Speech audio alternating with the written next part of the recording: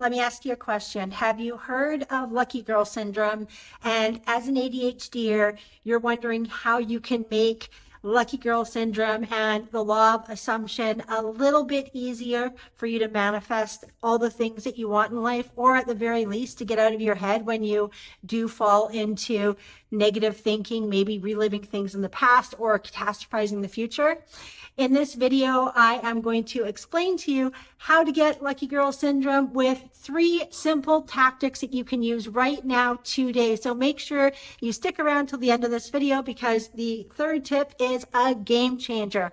For anyone who doesn't know me, hello, my name is Sara Kelly. I am an ADHD mindset coach, and I come out with videos every single week on everything ADHD and getting out of your own way when negative thoughts are your guiding North Star. If you haven't already, click subscribe and the notification bell so that you never miss a video from me.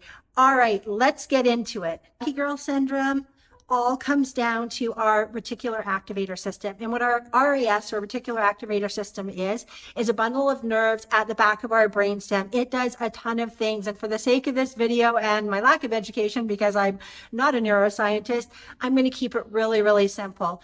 Basically, we take in a ton of stimulation, a ton of information all day, every day. And there is no possible way that we could take in and retain everything that we see, everything that we hear in a day. And so what our reticular activator system does is it acts like a really cool filtration system, holding on to the information that we have decided to give meaning to and ignoring the information that we don't need. Think of it like a horse with blinders on. Our reticular activator system very much is like a horse with blinders on. And this is why I love that saying, where your attention goes, energy will flow. Whatever we are focusing on will expand more. A couple of examples of how the reticular activator system might have been triggered in your life is, have you ever been with child, either yourself or, a spouse, and then all of a sudden you start seeing babies everywhere. You start seeing pregnant women everywhere. You start noticing, stores that sell baby things more often.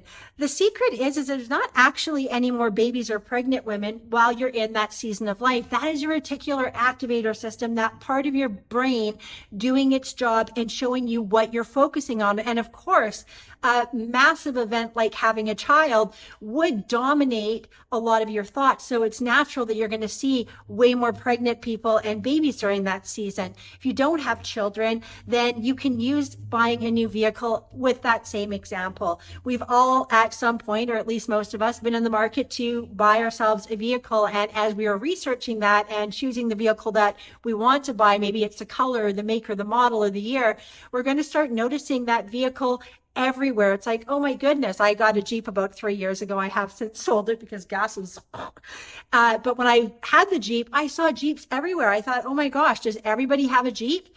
No, that was my reticular activator doing its job and noticing more Jeeps because I was thinking about them a lot. I was getting ready to buy one. And when I did buy one and I was driving it, I was just noticing how many people had that vehicle. That is your reticular activator. So if we circle back to where our attention goes, energy flows. And if you do struggle with negativity as an ADHDer, I know this is something that I have struggled in the past with a ton, living in my head, reliving things in the past, catastrophizing events in the future that haven't even happened yet, then when I am in these negative spins of thoughts, I notice more of the negative in my life.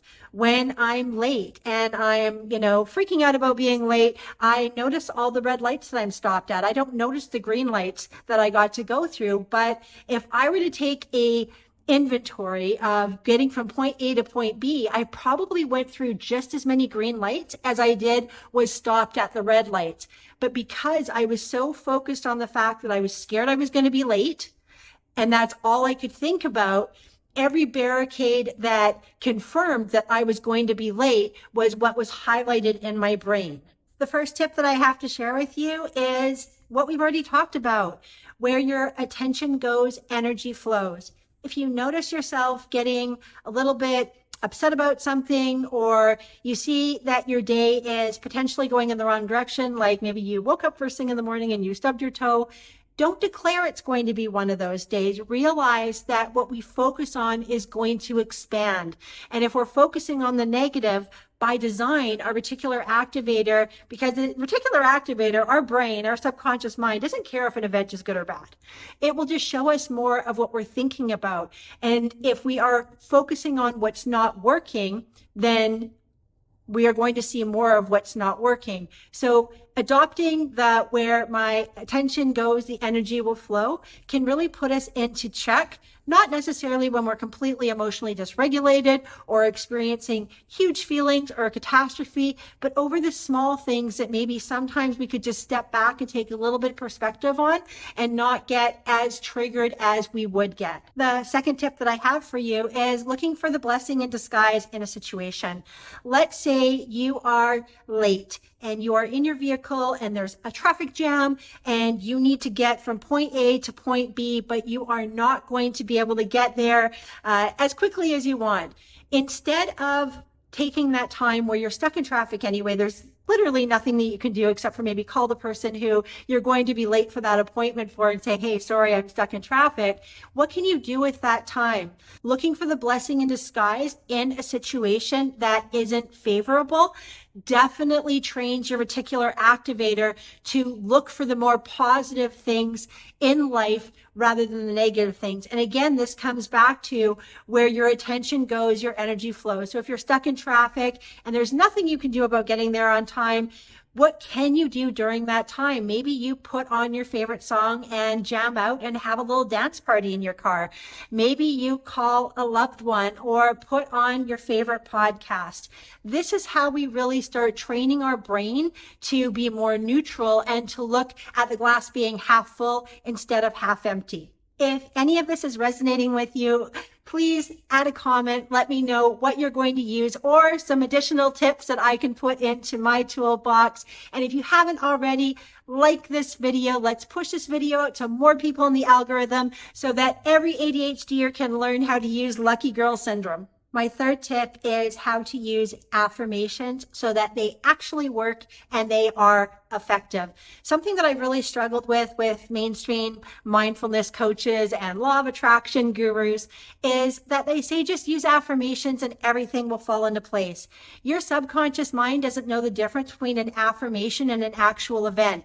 So my favorite affirmation is life loves me. Please adopt it and use it whenever you feel the need to, is to only say that when I have the small wins. So for example, if I'm stuck in traffic and I'm not in the headspace to use the blessing in disguise example that I had just given, then I would not say that life loves me during that time. If the feeling that I have is, oh crap, I'm late and I'm in a state of this is the worst thing that could be happening in the world right at this exact moment, saying something like life loves me is counterproductive. So in order to really start getting the wheels of motion for that lucky girl syndrome to start working, instead, I use my favorite affirmation, life loves me, when I have the smallest of wins. Hit a green light. Life loves me. Someone bought me a coffee in the drive-thru ahead of me. Life loves me. Got a call from my daughter. Life loves me. I try to pay more attention to what is working out, and then when I can, adopt a neutral or a what is a blessing in disguise standpoint when things aren't working out. Now, this is not going to happen overnight where you are going to do this one day and then all of a sudden you are going to be, full of this lucky girl syndrome. But if you practice it a little bit every single day with any of these tips or all three of these tips, you will start noticing lucky girl syndrome coming more into your life. Thank you so much for watching this video. As I said, I come out with videos every single week. If you haven't already, please like and subscribe to my channel and turn on the notification bell. Also, I have a free masterclass going over the 5 pillars to creating lasting change when it comes to having ADHD and looking at life through a more optimistic lens. And your link for that is below in the description. Thank you again so much for watching, and I will see you in the next one.